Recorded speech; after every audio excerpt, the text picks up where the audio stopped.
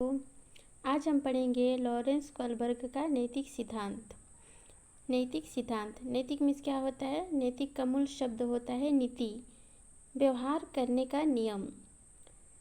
नीति मीन्स क्या होता है? व्यवहार करने का नियम। निश्चित समय और स्थान के आदर्शों को मानना नैतिक विकास कहलाता है।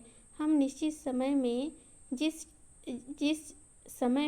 जिस स्थान, उसी स्थान के अनुसार अगर हम किसी से आदर्श व्यवहार करते हैं या समय और परिस्थिति को देखते हुए जो हम व्यवहार करते हैं उसे ही हम क्या करते हैं, क्या बोलते हैं?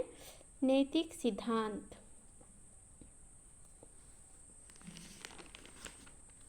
इसको किसने दिया था? लॉरेंस कोलबर्ग ने दिया था।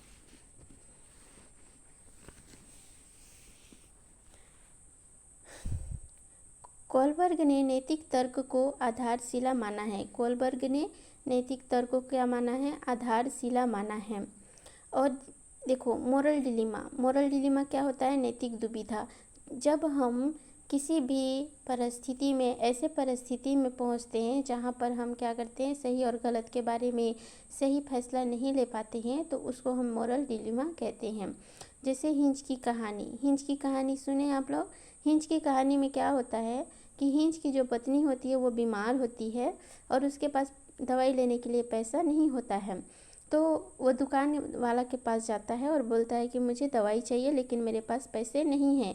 तो जो दवाई वाला है, दवाई दुकानदार, वो मना कर देता है कि पैसे लाओ तभी आपको दवाई मिलेगा। तो ऐसे में उसके पास पैसा नहीं था, तो वो सोचता है कि मैं चोरी कर लेता हूँ। अगर वो चोरी कर लेता है तो उसको जेल जाना पड़ेगा, और अगर वो चोरी नहीं करता है तो उसकी बीवी मर जाएगी। तो ऐसे कंडीशन में, ऐसे परिस्थिति में जो सही और गलत के बारे में जो डिसीजन नहीं ले पाता है उसको ही हम लोग क्या बोलते हैं? मोरल डिलीमा कहते हैं। ठीक है।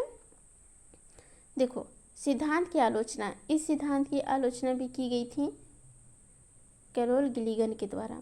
कैरोल गिलिगन एक महिला थी जो कि उन्होंने कहा, कोलबर्ग जी, मैं आपके सिद्धांत से सहमत नहीं हूँ, क्योंकि आपने जो सिद्धांत बताया है वो सिर्फ पुरुषों के लिए ही बताया है, जबकि महिलाओं में ऐसा नहीं होता है।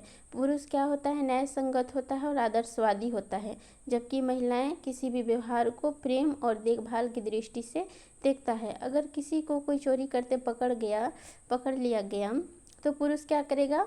उसको जेल में डालेगा, उसको मारेगा, पीटेगा। लेकिन वहीं पर अगर महिला क्या होती हैं, वो उसके अंदर में स्नेह होता है, प्रेम होता है, अरे बोलते हैं हो गया, छोड़ो, रहने दो। तो इसी के अनुसार कोलबर्ग का सिद्धांत था, उसको कैरोल गिलिगन ने क्या किया था? आलोचना किया था। कोलबर्ग ने नैतिकता के अवस्था बताए हैं। कोलबर्ग ने नैतिकता के अवस्था बताए हैं। देखो, पहला है प्राक रूढ़िगत नैतिकता का स्तर।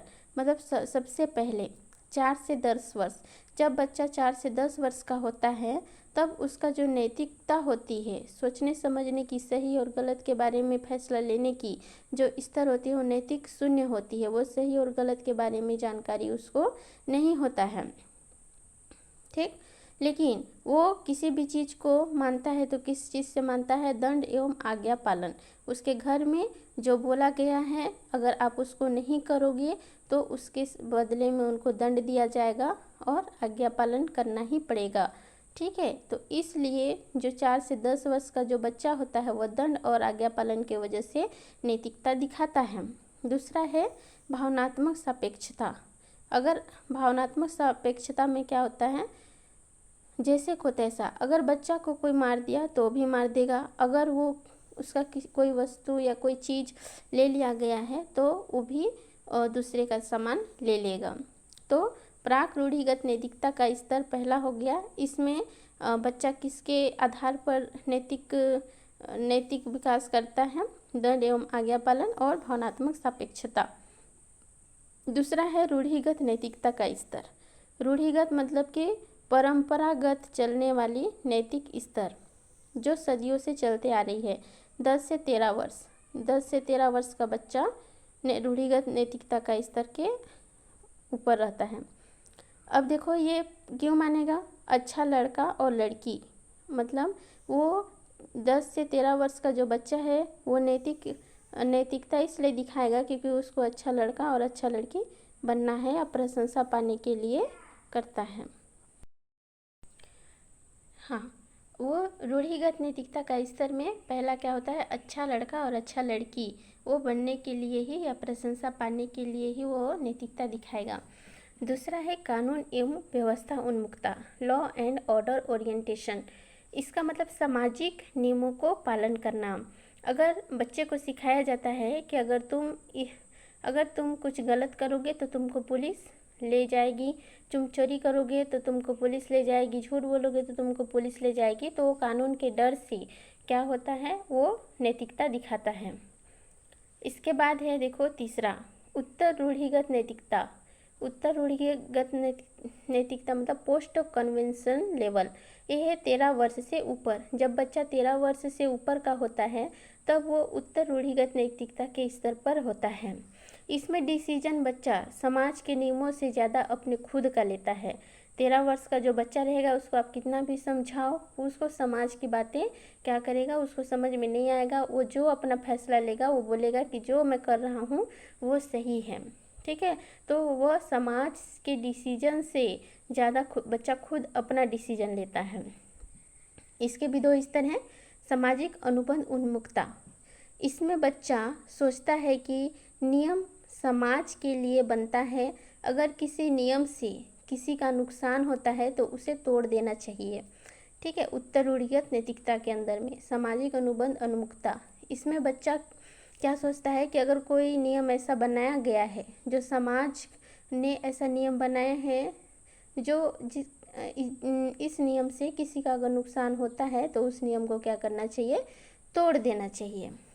इसके बाद है सार्वभौमिक नैतिकता सिद्धांत उन्मुखता। यह है यूनिवर्सल एथिकल प्रिंसिपल ओरिएंटेशन, खुद के विचारों के अनुसार व्यवहार करना। इसमें किशोर दूसरों के फायदे के लिए अपनी जान पर खेल जाते हैं। देखो, इसका भी रूढ़िगत व्यक्तिगत नैतिकता का 2 स्तर है। सामाजिक अनुबंध, इसमें समाज द्वारा बनाया गया जो नियम है उसको तोड़ देता है अगर किसी का भी नुकसान हो तो, ठीक है। और दूसरा है सार्वभौमिक नैतिकता सिद्धांत उन्मुखता, वो दूसरे के प्रति इतना ज़्यादा वो मतलब दूसरों के प्रति उसके अंदर में इतना ज़्यादा उन लोग के प्रति हो जाता है कि वो दूसरे के लिए, जैसे दोस्त लोग हो गए, साथी लोग हो गए, तो उन लोग के चलते वो अपने जान तक खेल जाता है। यही लॉरेंस कोलबर्ग जी ने बताया है कि नैतिक सिद्धांत की कितनी अवस्थाएं हैं और उसके कितने चरण हैं, ठीक। तो देखो, पहला क्या है, प्राक रूढ़िगत नैतिकता 4 से 10 वर्ष में दंड एवं आज्ञा पालन और भावनात्मक सापेक्षता के आधार पर दिखाता है। दूसरा है रूढ़िगत नैतिकता का स्तर, अच्छा लड़का और अच्छा लड़की बनने के लिए वो नैतिकता दिखाता है। और दूसरा कानून एवं व्यवस्था के उन्मुखता, मतलब वो कानून के डर से भी अपना नैतिकता दिखाएगा। फिर है उत्तर रूढ़िगत नैतिकता, इसमें बच्चा क्या करता है, सामाजिक नियमों को नहीं मानता है अगर उसमें कुछ नुकसान होता है तो। और दूसरा क्या है, सार्वभौमिक नैतिक सिद्धांत, मतलब कि वो अपना भले ही अपना नुकसान झेल लेगा लेकिन वो दूसरे के लिए अपनी जान तक खेल जाता है। ऐसे किशोर अवस्था में ज़्यादातर दिखने को मिलता है, ठीक है। तो आगे हम पढ़ेंगे इसके बाद है, देखो इसको भी पढ़ लेते हैं। जीन पियाजे जो लॉरेंस कोलबर्ग थे, उन्होंने ही सबसे पहले नैतिक सिद्धांत का प्रतिपादन किया था। इसके बाद फिर कोलबर्ग जी ने किया। तो इन्होंने भी 3 स्टेज बताया है। विषम विधिक नैतिकता 4 से 8 वर्ष, डर और आज्ञा पालन के अनुसार वो अपना नैतिकता दिखाता है। इसके बाद है नैतिक समानता, 7 से 8 साल से लेकर 12 वर्ष तक में रहता है। स्वायत्त नैतिकता 12 वर्ष से ऊपर। इसके बाद है डर के कारण बड़ों के आज्ञा को मानते हैं इसमें, ठीक। इस अवस्था में अहम को छोड़कर सामूहिक हो जाता है। इतना समझ में आया।